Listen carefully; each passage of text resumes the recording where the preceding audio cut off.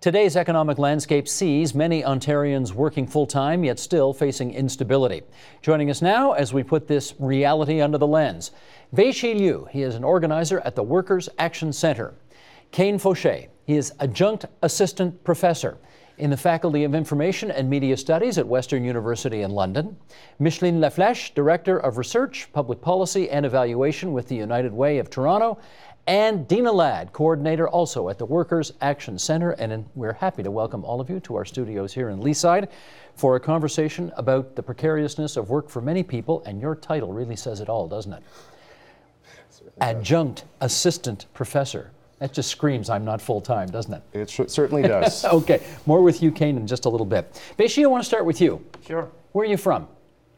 Oh, I'm originally from China. And when did you come to Canada? The end of 2000. 2000. So you've been here for a long time now. Yes. What field of endeavor did you want to find work in? My first intention is in electrical engineering. That's what I was brought up here for. You had training in that back in China? Yes. Electrical engineering? Yeah, I was at over 10 years work experience. In China? Yeah, in China. Okay, and when you came to Canada, were you able to find work in that area? No. No, nothing at all? No, nothing at all. What was the problem? Oh, I guess the problem is it's a huge problem. For me, it's when I get here at that time, it's basically no doors for me unless I could go back to school to get recertified. So did you do that? No, I didn't do because it took me like 4 years and in school. So that's why I went to try to take a shortcut. So I went to Humber College to take something like related to what my background. I feel that way. Okay, so you did go for some post-secondary education to upgrade your skills. Yeah, I did went to Humber College just 1 year. For how long? For 1 year, 3 semesters. It's called accelerated program. Okay. Did you enjoy that? I do enjoy my, school life at the time. But after school, even though I get, I was very good student, but after finished school, I couldn't get really my job in the field I learned. It still didn't help you get the job in the field you wanted? No, it didn't help me. Huh. Why do you think that was? I believe it's the job market they don't have those jobs, available for people. It's a lot of people are looking for a job, but not enough job opportunities, and also people end up.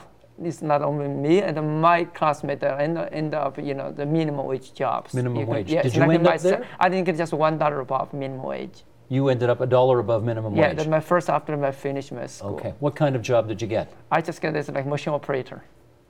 Okay. And did you end up in accounting at some point? That's another story. After that, then I did everything I could, and to keep myself floating, I did a restaurant waiter. I did a grocery in the grocery store cashier, and anything I could, 2 or 3 jobs, and then later I was broken down. Broken down? Yeah, I was totally, breaking down myself, just crushed. I feel like, the stress, So then I went back to school. Again? Yes, because I lost I kind of lost my job, I kind of retrain myself. So then I went to go back to take half a year, school accounting. Then later I began working as an accounting clerk.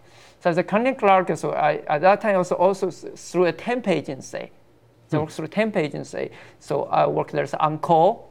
Of course, it's not enough to pay the rent, buy the food. So I have to work another job. So 2 jobs. You had 2 jobs at once? Yeah, 2 jobs at once. 2 part-time jobs. And also I'm telling you, so I have, in 1 week, I have to do 3 shifts. Day shift, afternoon shift, and also night shift. Just 2 jobs, 3 shifts in 1 week. I have to rotate myself. But in your heart, do you still think that you're really an electrical engineer? Probably not anymore. I just totally forget about that now. Okay. Because that's a reality. I had to face that, right? So I give it up.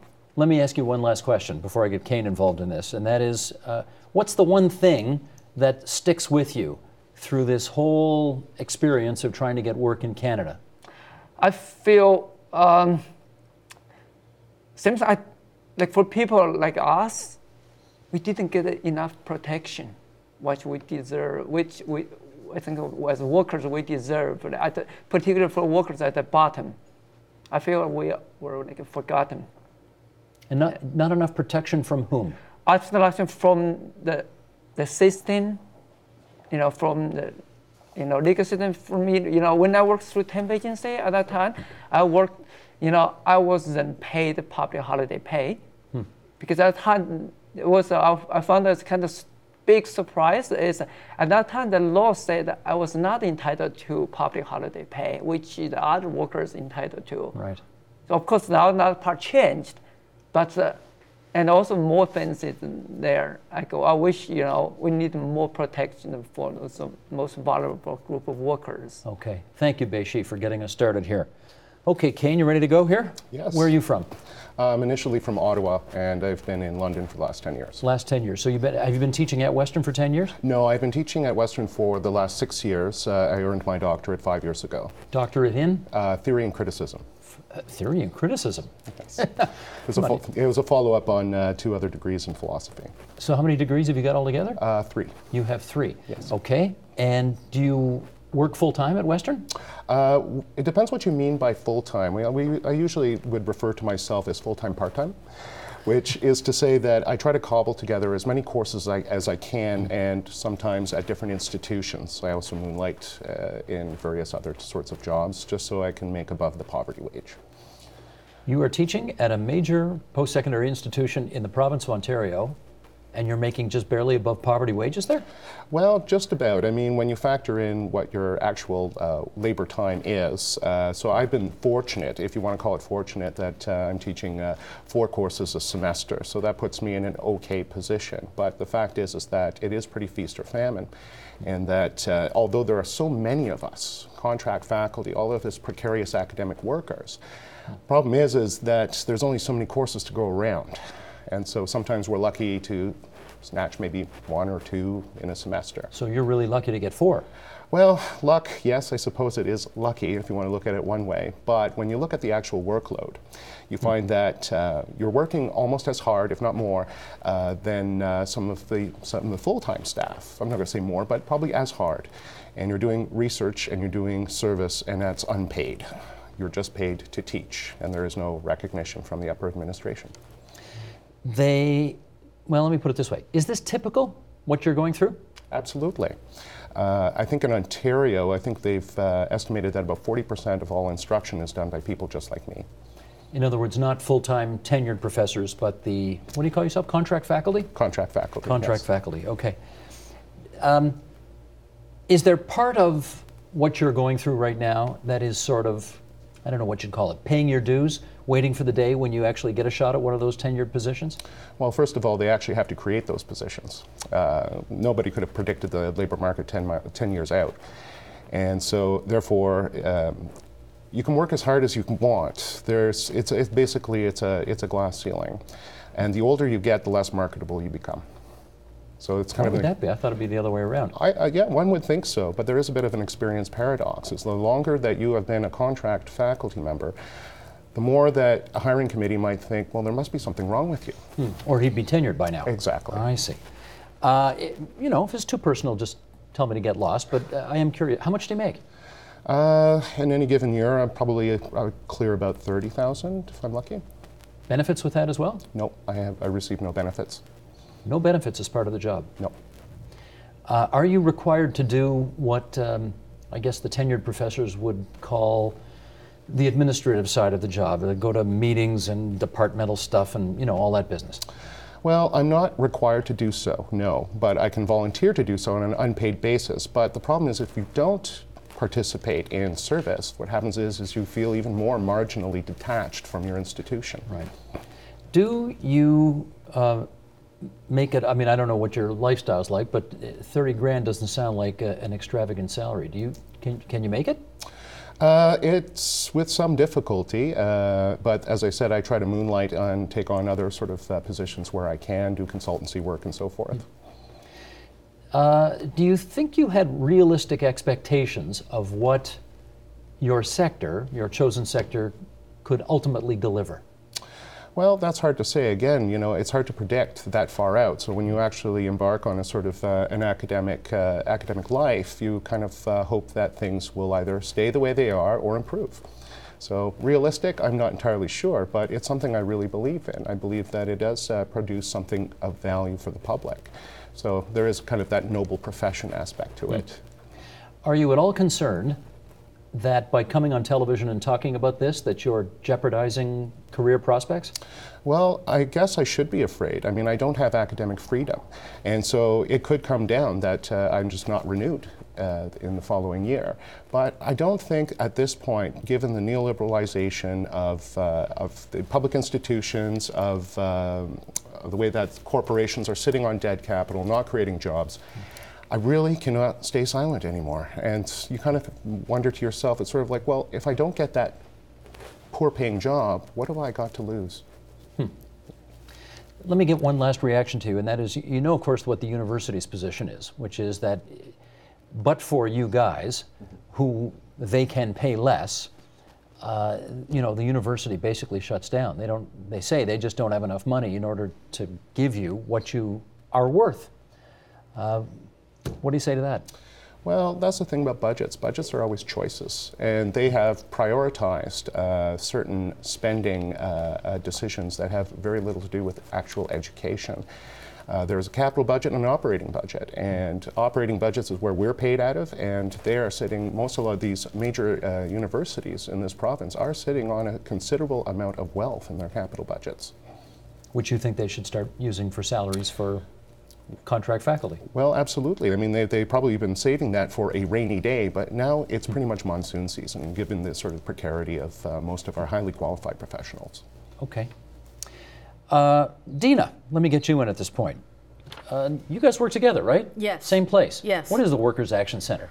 So the Workers' Action Center is an organization that works with workers who don't have a union, so who are working on contract, on casual jobs, temporary basis, and that's how I met Bei-Shi actually.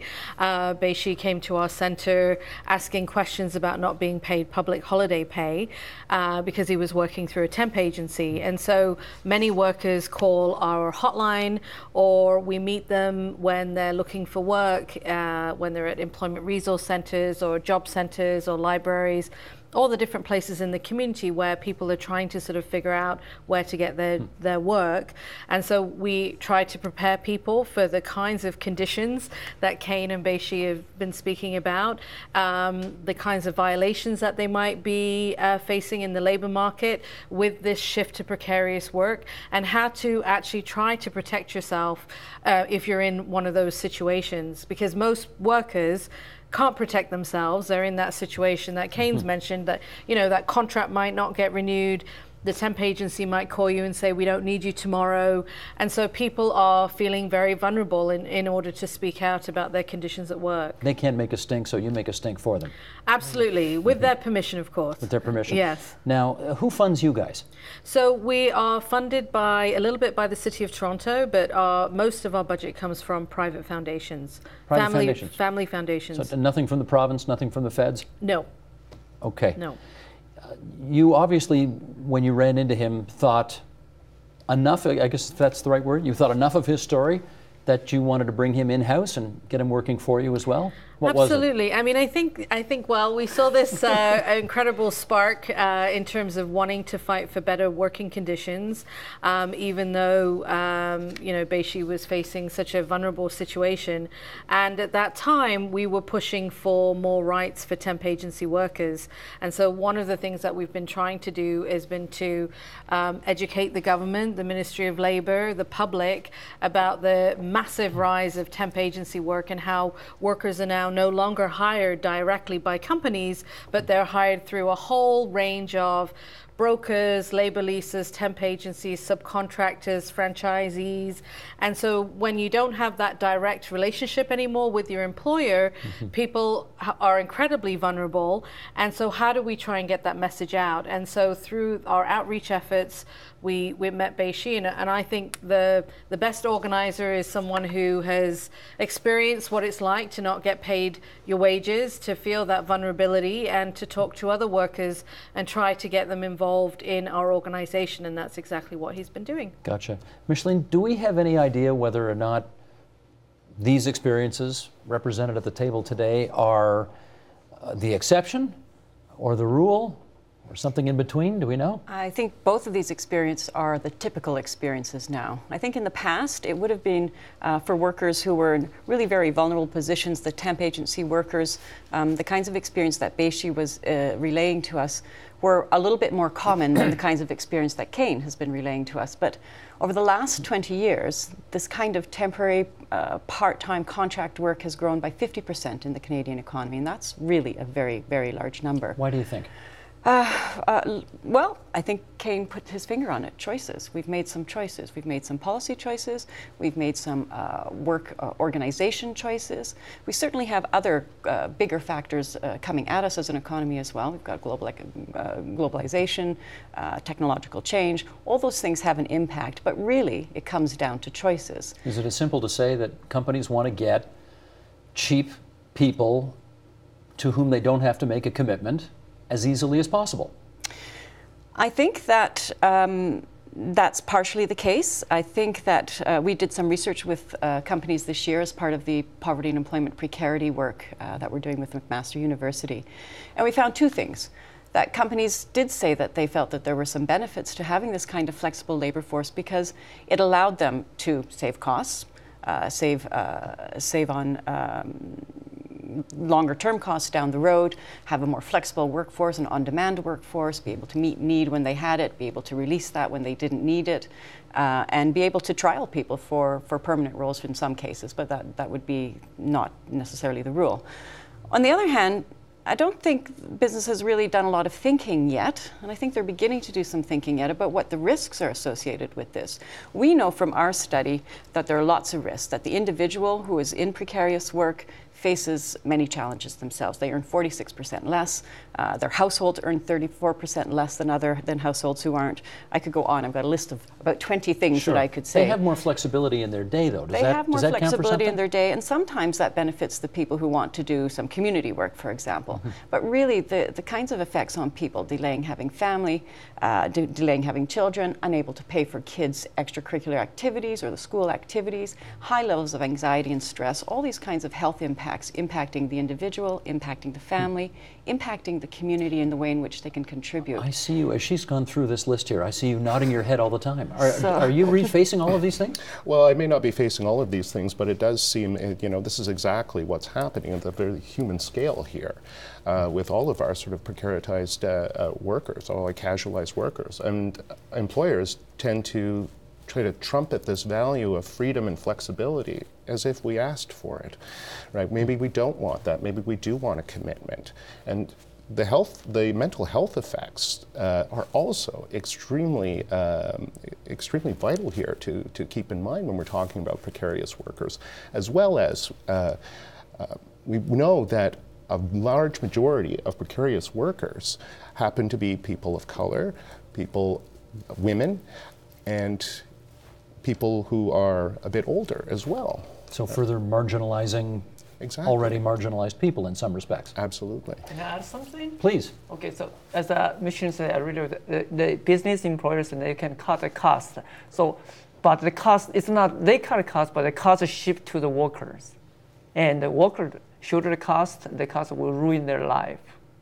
That's really ruining workers' life. When you were involved in this kind of precarious work, doing the jobs that you did in the past, did you suffer from mental health problems? I feel at one point I feel like physically, mentally exhausted. I feel that I broken down. Then I just couldn't do anything anymore. I just feel that I just get myself off the job. I couldn't do anything. I think the thing is that when you're working 2 or 3 part-time jobs, what's not factored in is all the travel time that you're going to and before jobs that you're not getting paid for, the instability of having to call in at 6 o'clock in the morning if you're working through a temp agency, and finding out that day if you have a job, and if you do have a contract that day or an assignment, suddenly you have to figure out your childcare situation. You have to figure out how long it's going to take you to get there. Your whole household is completely disrupted. I think the costs too are also are monetary as well. What we have seen is that workers now have to, before if you were driving your car for deliveries, the company would pay for your car and insurance, and you would drive their car. Now, or the gas anyway. And the gas. Now workers are expected to provide their own vehicle, to pay for their own insurance, their own gas, and take all the costs of doing those deliveries on themselves. Call center workers are having to pay for the headphones and for the equipment that they use. Cleaners have to pay for their own supplies, and again are not covered by workers' compensation, or are being told that they're self-employed, so then they're not the employer, and they are not paying into employment insurance and CPP. So Micheline, once upon a time, Brian Mulroney used to say, the best social program in this country is a job. It's not the case anymore? And that's not the case anymore, not necessarily, and not for many people. And it's a trend that's continuing to grow. We don't have jobs that are paying enough. We don't have jobs that are offering the stability, the number of hours, the certainty of work next week or next month, or even 3 months down the road. What we need is to try to find a better pathway where jobs do pay. Let me pick up on that, because I'm not sure any of you around this table is saying Parliament or the Ontario Legislature ought to pass a law saying that once you've hit 5 years at Western University, they must offer you a tenured position. That's probably not possible, right? No. And they probably can't pass a law, or can you, saying that if you're delivering pizzas, the company must buy your car, must pay for your gas, must pay for your insurance. Are we saying that? Yeah, I mean, we're saying that basically you can't turn your employees into independent contractors because that's against the law. Because if you control their time, where they work, how they work, that is actually illegal. But again, the way in which precarity has creeped into so many sectors of work, and the lack of enforcement there is on those sectors. I mean, right now in the province of Ontario, we have 120 employment standards officers to inspect close to 400,000 workplaces.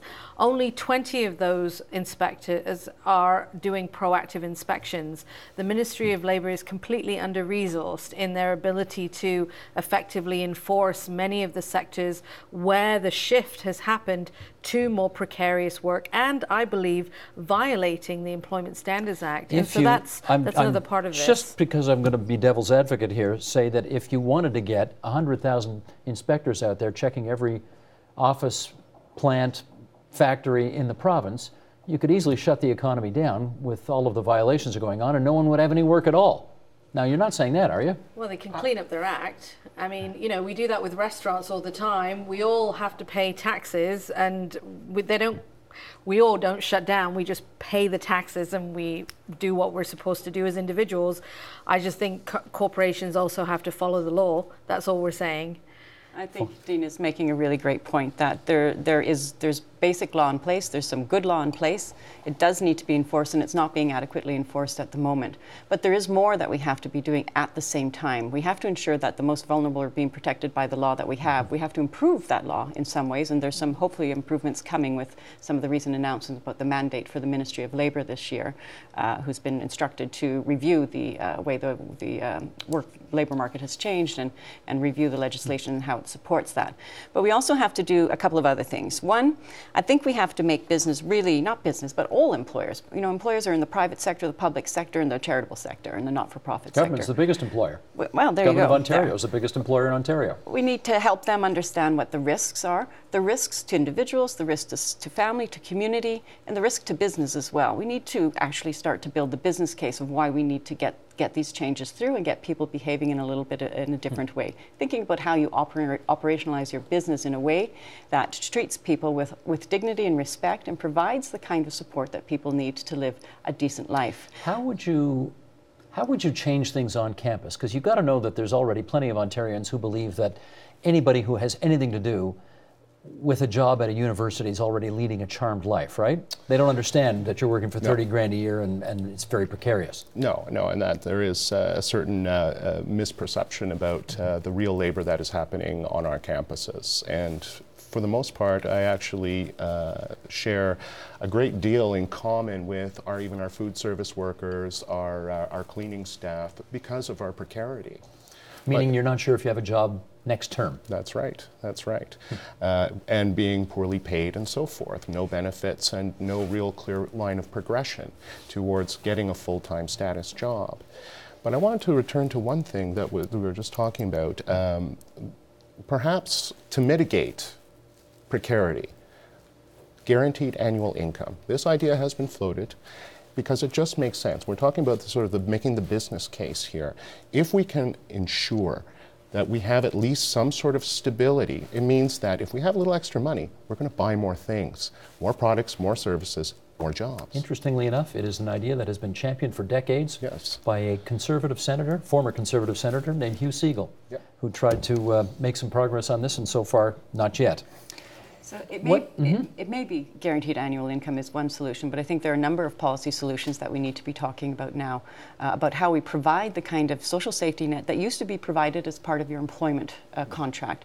Employers provided a social wage in the past. They gave benefits, they gave training, there were career progression opportunities.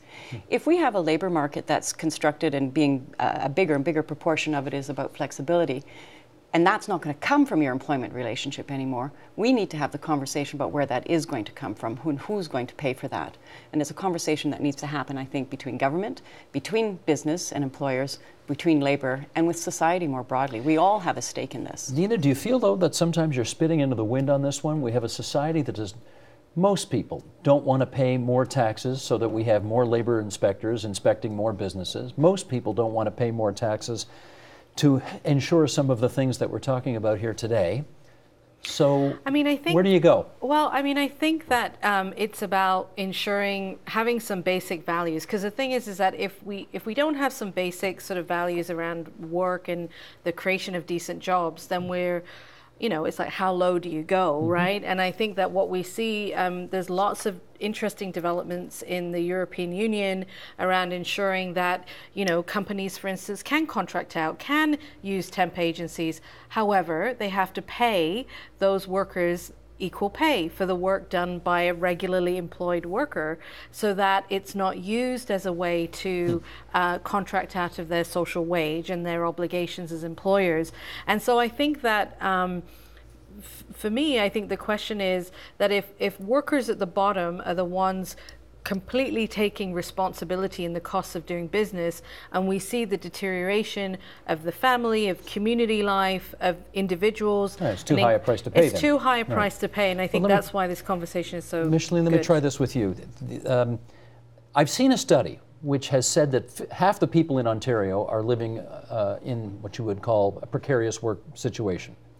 But that study did include self-employed professionals who, just by the very nature of their work, aren't sure if their business will be alive a year from now, and they're included in that mix.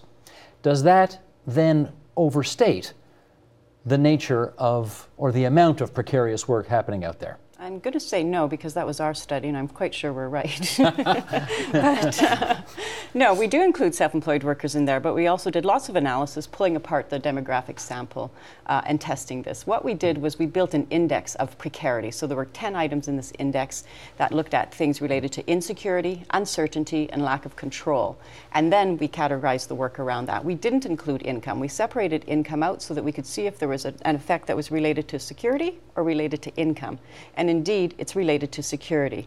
So sometimes the self-employed people will come up high on that index, sometimes they won't. So they range in the whole range of people in that, just like people who are employed range from precarious to secure.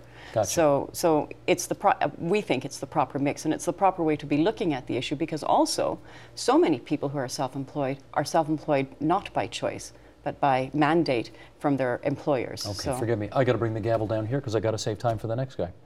But thanks all for coming into TVO tonight. Appreciate your time. I'd like to take a course from you someday. You sound like a really good professor. You're always welcome to drop in. Thank you. Okay, I may take you up on that. Support Ontario's public television. Donate at tvo.org.